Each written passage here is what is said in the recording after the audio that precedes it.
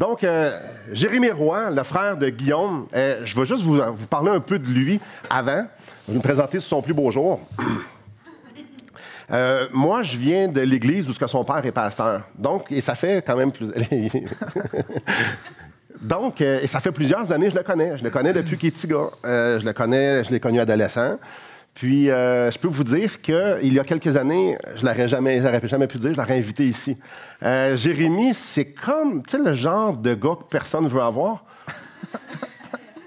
Tu sais, si mon gars tournait comme Jérémie était adolescent, je vous garantis que je serais un peu... je serais pas déçu, là, mais... Pas mal déçu. Je serais pas mal déçu, oui. Donc, Jérémie, il s'est passé pas mal d'affaires dans sa vie. Et lui, il s'en va missionnaire en République dominicaine. Il s'en va enseigner les dominicains dans une école biblique. Et juste le dire, ça fait bizarre parce que moi, je le connais. Il avait 16 ans, ça y prenait une gardienne. Ses parents ne le laissaient pas tout seul à la maison. Fait que ça fait un peu bizarre que là, il s'en va en fait partir une école biblique.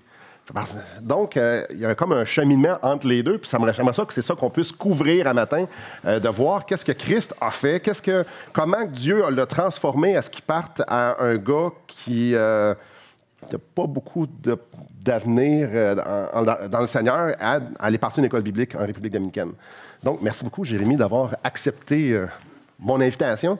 Donc, ouais, ça ressemblait à quoi, fils de pasteur, deuxième d'une grosse famille? Ça ressemble à quoi, toi, ta jeunesse? Moi, je dis toujours aux gens, j'ai eu le privilège de pouvoir grandir en entendant l'Évangile. C'est un grand privilège que j'ai vraiment pas pris avantage de. Puis, ça ressemblait à quoi? Ben, notre famille, comme plusieurs familles, un paquet d'enfants, des gars un peu rough, puis des parents qui essaient de nous enseigner la voie de Dieu à la place de celle du monde. Donc, je l'ai dit ce que tu étais, là, mais donc, étant fils de pasteur, tu disais, ouais, je veux le faire tous les jours. Toi, tu disais à papa, viens, je veux enseigner, oui, je veux, montre-moi, passe-moi tes livres de théologie, je veux tout apprendre, puis montre-moi ce que tu sais. C'est comme ça que tu étais. Moi, j'ai fait une profession de foi quand j'avais 4 ans. J'ai été baptisé quand j'avais 7 ans, mais à partir de 10 ans, je me souviens distinctement que j'avais une petite rébellion qui commençait à grandir dans mon cœur. Puis, c'est différent. Tu sais, tous les enfants, on a besoin de discipline, on a besoin de se faire redresser, mais c'était différent de ça. C'est une rébellion qui commençait, puis ça a progressé dans mes années d'adolescence.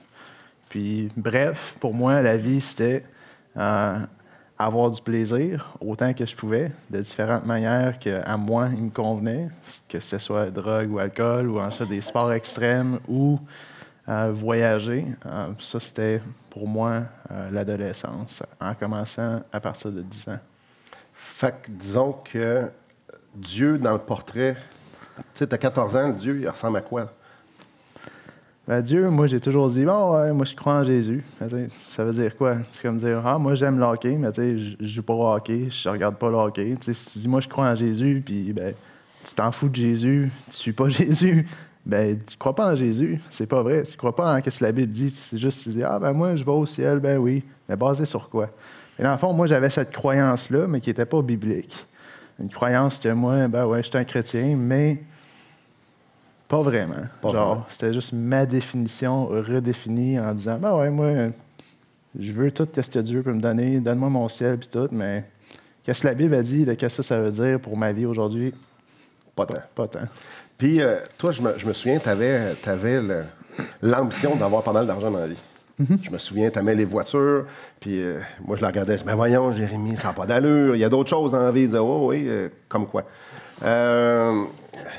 Fait que toi, tu étais quand même pas mal bon à l'école. Vers quoi tu t'en allais pour pouvoir justement accomplir ce grand désir-là? Moi, j'étais pas super bon à l'école. J'étais juste travaillant. Fait que j'ai réussi. Comparé de moi, il était super bon. C'est ça que je veux dire. Il y en a que ça vient naturellement. Moi, pas vraiment. Mais fait que moi, j'ai décidé d'aller poursuivre une carrière en business. Fait que je suis allé à l'université étudier business international avec une mineure en études hispaniques. Fait que ça, c'était le chemin que moi, je me dis, ben, si je veux plus de fun, il faut plus d'argent. Puis ça, c'était le chemin que moi, je pensais qui m'amènerait plus de bonheur, plus d'argent, etc. Je pense que la dernière année, Dieu a dit, attends juste un petit peu. Fait que tu as eu une opportunité la dernière année, ça se peut-tu? Aller en Espagne. Oui. C'est mon programme de 3 ans, un bac typique au Québec. Puis la deuxième année, il fallait que j'aille étudier à l'étranger. Ah, c'est 2 ans. C'était ou un semestre ou une année au complète. Puis moi, ben, j'ai décidé d'y aller l'année au complète. Puis là, c'était une ville, c'est la côte méditerranéenne en Espagne, une ville de party, une grosse université de 30 000 étudiants, 33 000 étudiants. Puis moi, c'est parfait, ça, tu sais. C'est ça la vie. Moi, j'allais encore à l'église juste par respect pour mes parents. J'essayais d'avoir ma petite vie, genre d'hypocrite, que ça paraisse pas trop, mais c'est pas trop difficile de voir à travers de quelqu'un. Puis mes ambitions en allant en Espagne, c'est moi, je vais lâcher l'église, puis je vais faire le party, puis sûrement je ne reviendrai plus jamais à l'église. Fait que ça, c'était comme ma vision quand moi j'allais en Espagne. Mais qu'est-ce qui s'est passé, c'est que l'été avant que je parte en Espagne, il y a un monsieur des États-Unis qui est président de l'université qui est venu au Québec promouvoir l'université. Puis mon père, il mangeait avec lui. Puis mon père, il demande à ce monsieur-là, il dit « Hey, toi, tu connais-tu des missionnaires en Espagne? » Puis là, le monsieur dit « Ben oui, moi je connais un missionnaire dans cette ville-ci. » Puis là, ça a donné que ça, c'était la ville où est-ce que moi j'allais étudier. Puis à travers cette connexion-là, moi, j'ai passé d'aller...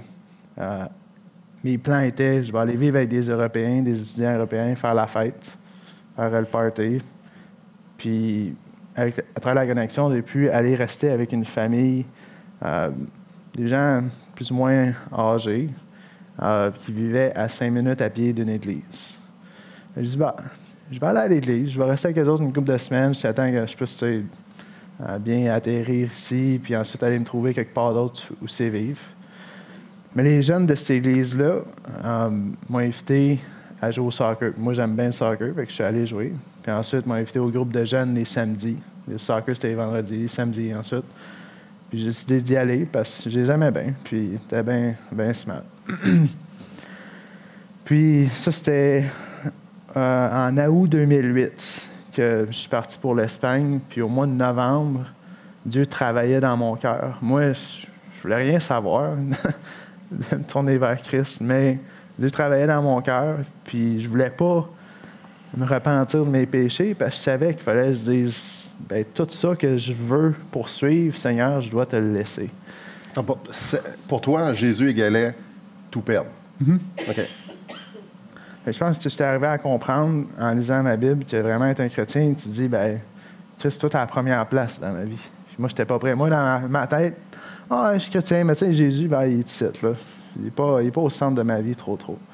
Fait que je me suis repenti de mes péchés. Dieu a juste travaillé dans mon cœur en me disant, regarde, tu as besoin de te repentir de tes péchés. Puis c'est ça que j'ai fait.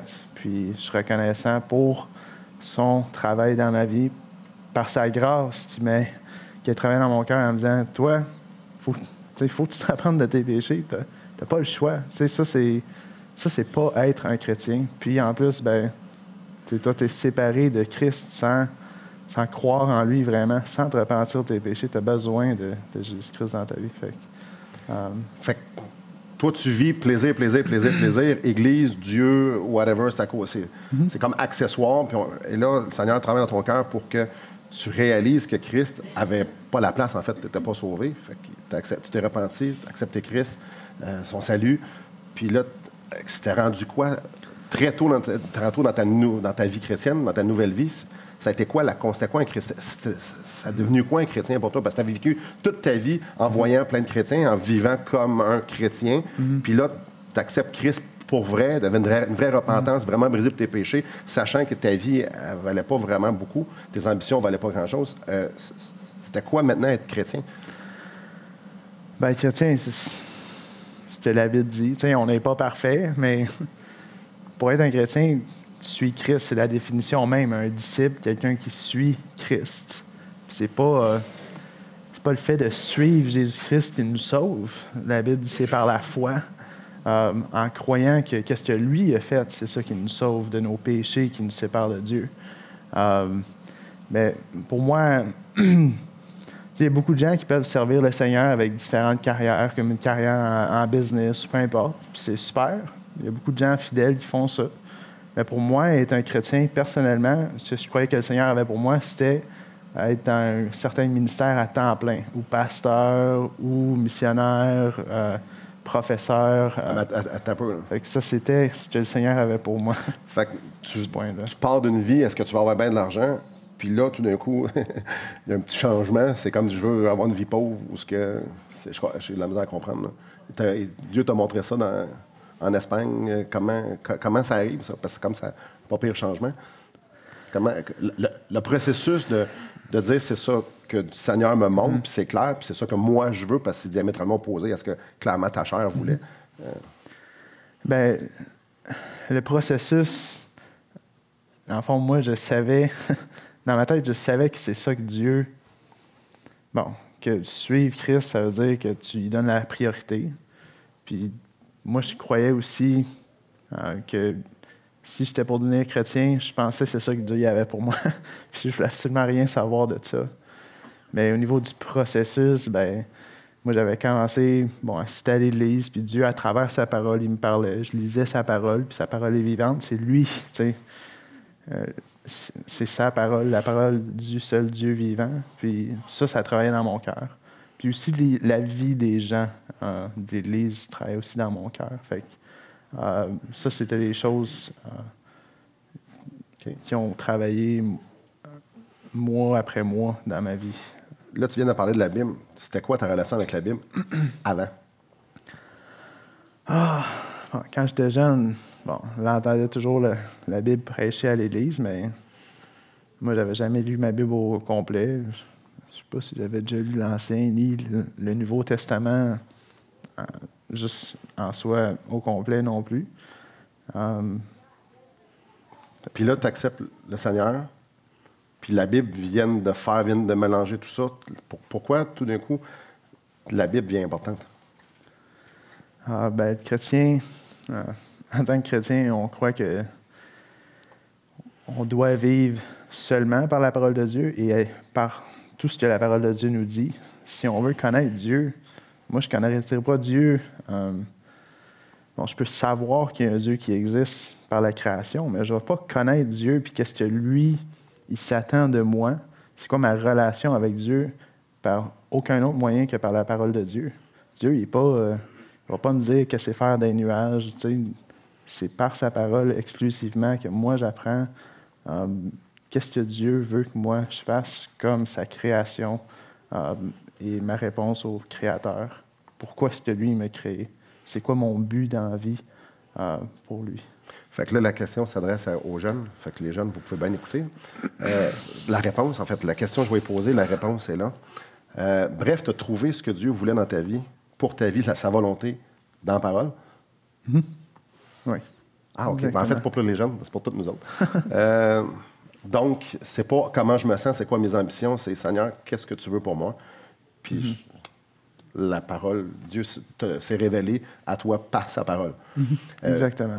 Vie de prière, ça ressemble à quoi?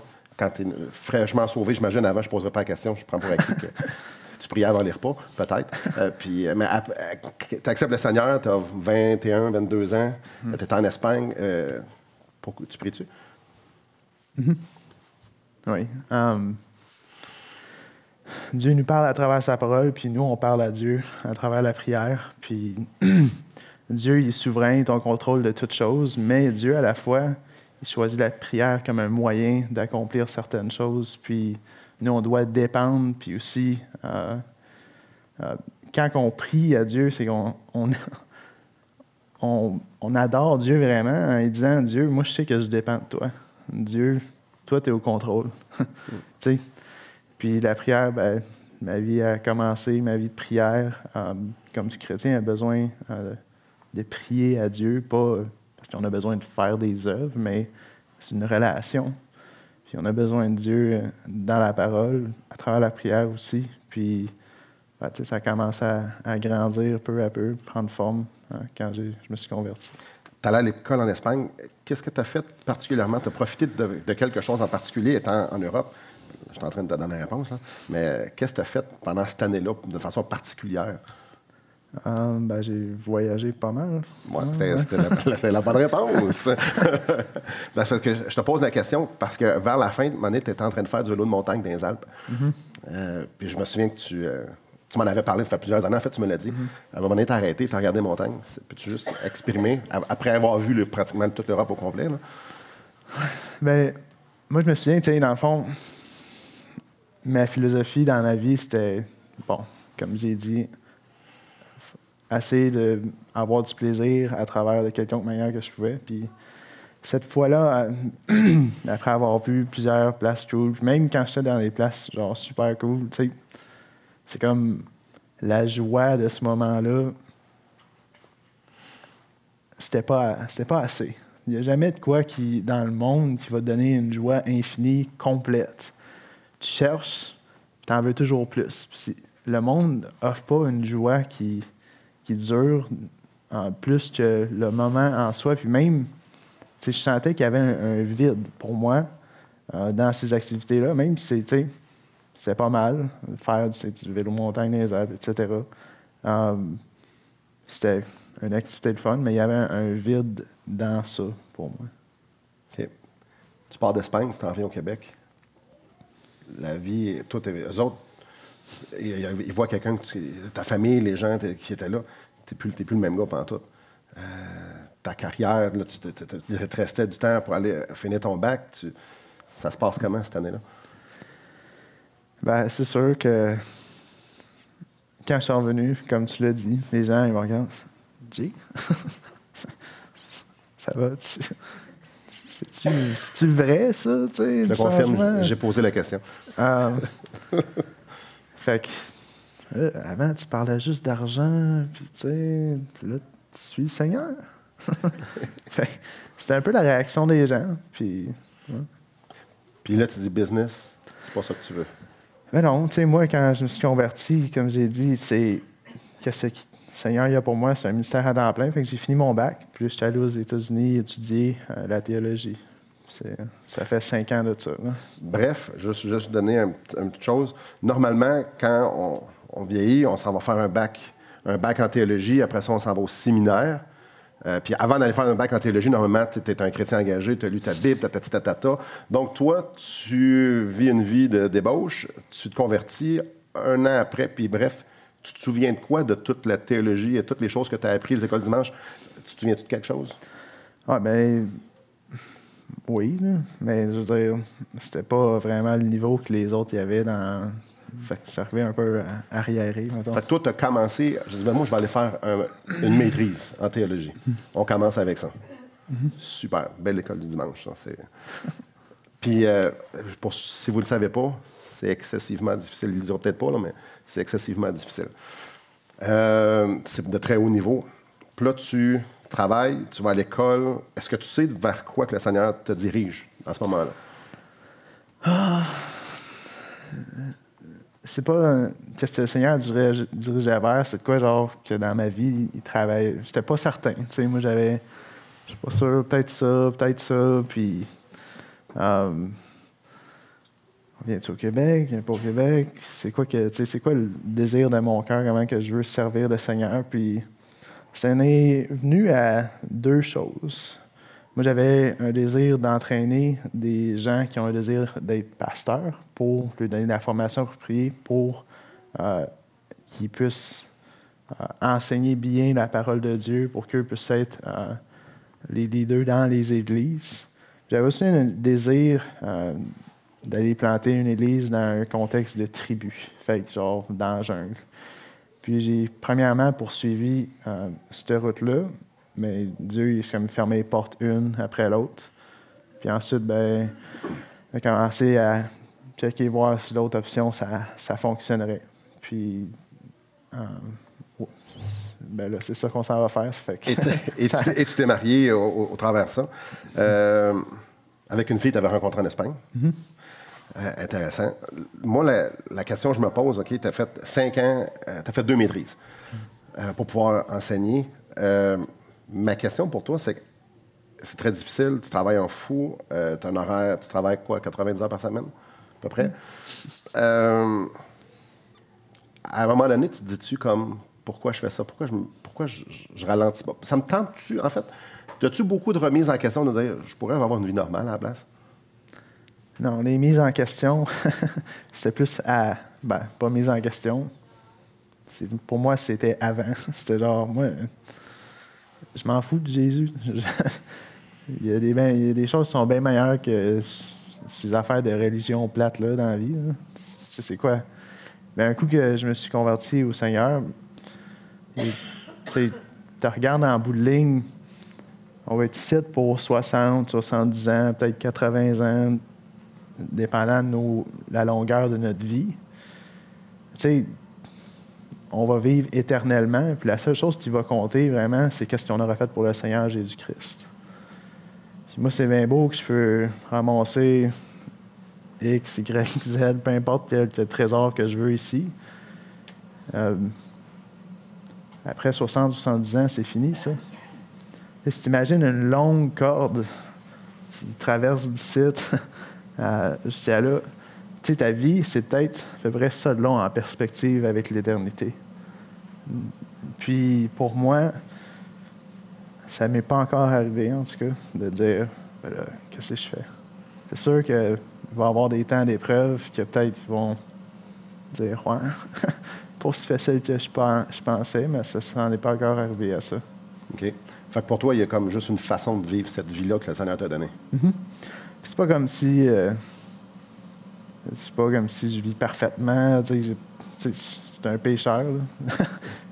Je lutte avec le péché avec tous les jours, comme chaque chrétien. Fait que je suis pas assez de donner une apparence comme si, non, moi, sans doute, sans rien, je continue.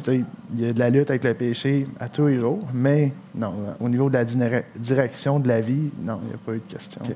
Puis maintenant, ton approche par rapport à la Bible, c'est quoi pour toi, ce livre-là, aujourd'hui? Tu l'as mentionné tantôt, mais maintenant, tu as comme un peu plus d'études que toutes nous autres, là, mais ensemble. C'est quoi...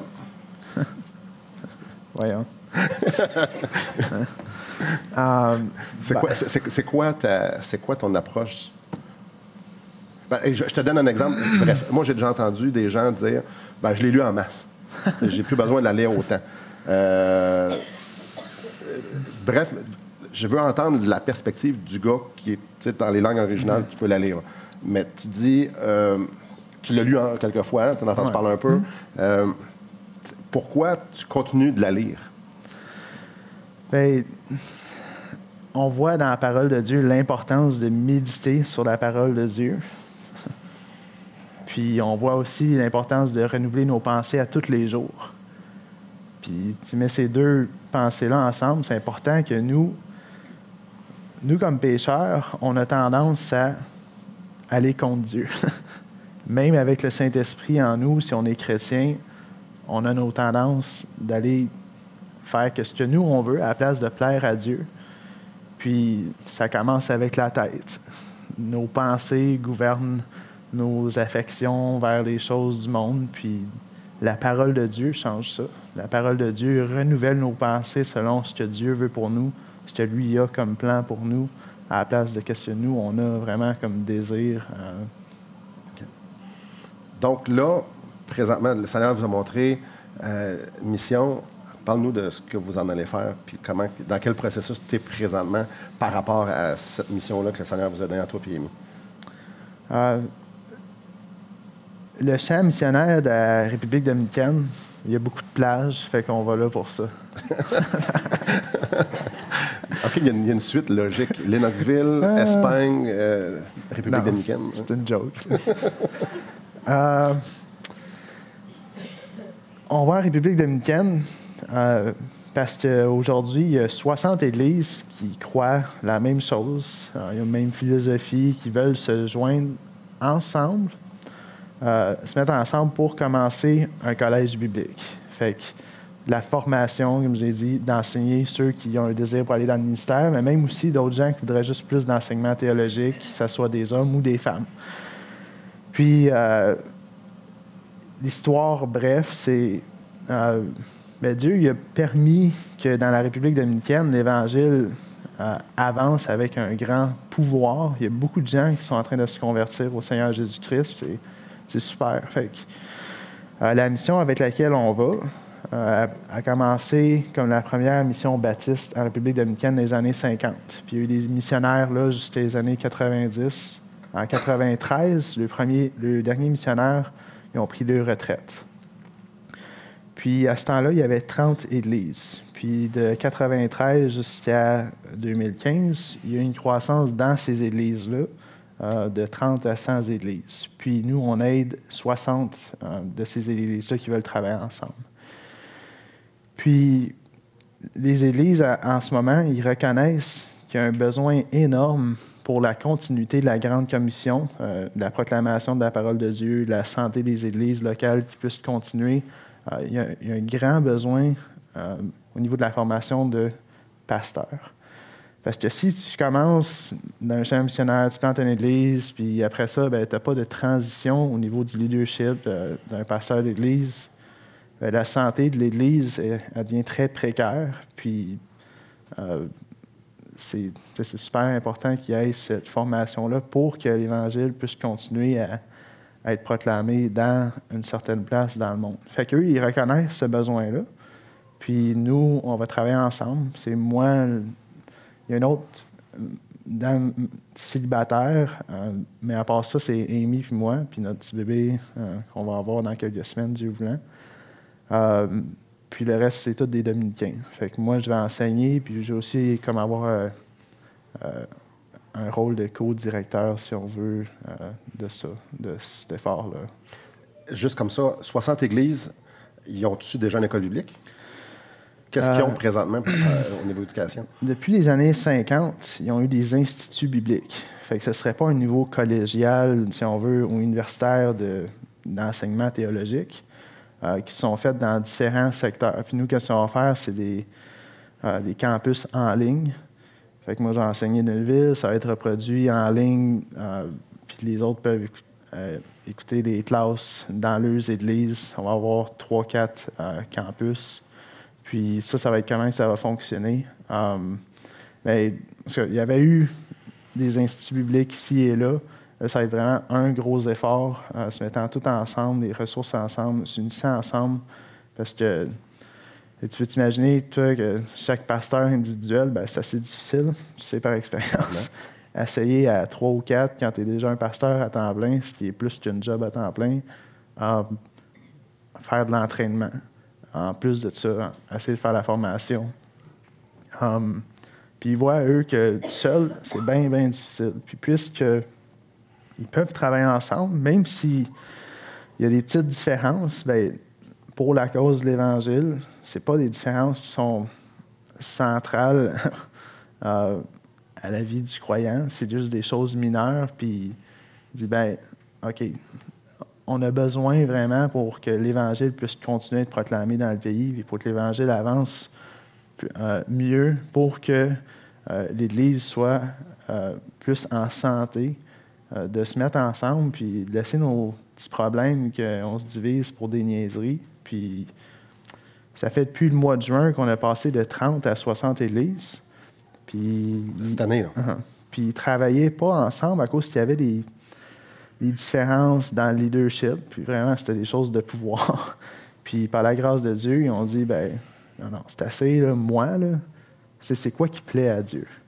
Fait que c'est quoi qu'on devrait faire pour mieux faire avancer l'Évangile. Puis, en tout cas, fait qu'on a ces 60 églises-là. Puis là, en ce moment, nous autres, on est dans le processus de ce qu'on appelle la députation. La députation, c'est visiter différentes églises pour ramasser un soutien missionnaire mensuel, ce qui sont les fonds nécessaires pour que nous, on puisse vivre là-bas. Puis, par la grâce de Dieu, ça va très bien. Vous êtes rendu à combien de pourcentage de votre soutien de ramasser? À 60 %. En combien de temps? Depuis le mois de janvier. Normalement, ça peut prendre jusqu'à 4-5 ans à avoir 100 moi, je connais du monde qui ont 60, 65, ça fait quelques années. On a la même agence missionnaire en passant. Et l'autre personne, c'est celui qui était sur l'autre chaise blanche, sans le nommer. Moi, je veux savoir, toi, tu arrives là-bas, t'es pas mal plus blanc que les autres. Ça va comme être une nouvelle culture. C'est comment tu amènes ta femme, qui est pas mal la même couleur que toi. Vous avez la langue. Vous parlez les deux très bien espagnol. Ce choc de culture-là, vous appréhendez ça comment? Ben, nous, qu'est-ce qu'on fait en ce moment, c'est que, plus moi, mais les deux aussi, je passe un temps avec mon pasteur de mission, puis on étudie quoi qui s'appelle une ethnographie. L'ethnographie, c'est juste une étude de la culture. Vraiment, c'est pas une étude de la culture en soi, mais c'est vraiment une fondation pour pouvoir étudier. C'est comment étudier une culture, un certain peuple. Parce que nous, on a des présuppositions au niveau de, je sais pas, comment que les politiques fonctionnent, comment que les relations familiales fonctionnent. Puis ça marche. Ça, c'est juste 2 exemples de plusieurs autres choses qu'on étudie là-dedans. Puis ça, ben vraiment, bref, ça va juste nous aider à faire moins d'erreurs culturelles parce qu'on pense d'une différente manière. Puis c'est sûr qu'il va y avoir un choc culturel. Puis, ben, on va faire avec. Ma question, il y avait 2 volets. La première volet, les deux, vous êtes nord-américains. Donc, vous en allez reproduire exactement ce qu'il y a ici, là-bas. Ah, OK. Non, je ne savais pas si c'est ça que tu voulais en venir. Ben non, il y avait 2 questions. Dans l'Église, là-bas, ben, la vérité de la Bible, on ne peut pas avoir de compromis sur ces choses-là. Il faut qu'on soit... on garde ces vérités-là, mais ça s'applique différemment dans différents contextes, puis ça va refléter l'Église de Christ en République dominicaine, pas au Québec. Je pose la question parce que tu as vraiment à cœur, on a parlé plusieurs heures, quelques heures, jusqu'aux petites heures même. Tu as vraiment à cœur de pouvoir bien comprendre leur culture pour justement pouvoir apporter ces vérités-là qui ne changent pas dans leur culture à eux pour qu'ils puissent l'appliquer eux-mêmes. Et ces gens-là, ton but à toi, est-ce que c'est de rester là-bas pour toujours ou bien non, c'est de te faire remplacer? Comment tu vois ça? C'est sûr que l'école n'est pas encore commencée, mais comment tu vois ça? C'est quoi ton plan de match en tant que cofondateur d'une école? Comment tu vois ça? Comment tu vois ton rôle à toi, Nord-Américain, aller là-bas, partir quelque chose? Bien, ce qui est bien important dans l'émission, c'est un processus qui s'appelle l'indigénisation. Ça, ce que ça veut dire, ce long mot-là, c'est juste, nous, on veut que ça soit une église ou que ça soit une école ou peu importe qu'est-ce que c'est, que tout fonctionne avec les gens de ce pays-là seulement. Ça, c'est le but ultime. Fait que l'école, on pourrait dire que les profs soient dominicains et aussi que les finances, parce que ça, c'est vraiment les 2 choses qui sont les choses qu'on a besoin pour avoir tout ce processus-là. Dans le fond, que nous, notre but, c'est pas de rester là une génération après un autre puis perpétuer le processus de missionnaire. Le but, c'est de voir un pays devenir indépendant, pouvoir fonctionner complètement sans avoir besoin d'aide missionnaire. Fait qu'eux, ils ont déjà fait ça avec les églises. Puis ensuite, ben, fait que l'Évangile est proclamé, puis etc. Mais pour que ça continue, il faut qu'il y ait de l'entraînement des pasteurs. Puis on veut que ça, ce serait vraiment la dernière étape pour qu'ils puissent avoir des églises qui continuent, puis que ça soit rené tout par des dominicains. Fait que ça, c'est notre but. Puis en bout de ligne, ça peut prendre 10 ans, ça peut prendre 40 ans, ça peut prendre bien longtemps, ça peut prendre plus que nos vies à nous autres en termes de durée. Votre plan d'action est déjà établi que vous en allez là-bas pour non seulement aider, mais de vous remplacer pour pouvoir faire autre chose, si le Seigneur le permet. Évidemment, s'il faut que tu sois là 50 ans, j'imagine. You're up to it, là. Maintenant, ça tire sur la fin. Comment qu'on peut prier pour vous? Comment on peut prier pour ce que vous êtes en train de faire? En fait, qu'est-ce qu'on peut faire pour vous? Bien, Prier pour nous autres, on n'a pas de gros problème de paix. Je veux dire, on est pécheurs, mais je ne suis pas en train de dire on a des super gros problèmes qui nous déqualifieraient du ministère. Mais on a besoin de prière juste pour que Dieu garde nos cœurs. Ça, c'est une grosse prière, juste jour après jour. Prière aussi pour l'unité au sein de l'Église. C'est super important. L'unité au sein de l'Église, c'est difficile. Les pasteurs, de travailler tout le temps ensemble, puis par la grâce de Dieu, on peut avoir ça à cause que les pasteurs sont unis. Puis ça, c'est une grosse requête de prière. Puis une troisième, ce serait pour notre intégration culturelle, parce que bien qu'on se prépare, ce sera pas facile. Clairement.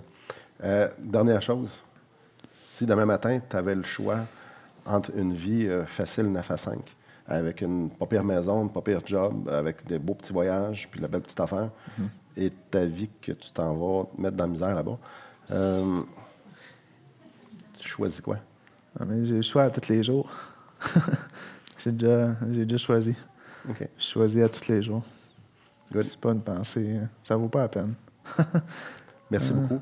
On va tout de suite prier. Monsieur Savard, c'est possible de prier pour eux? Merci.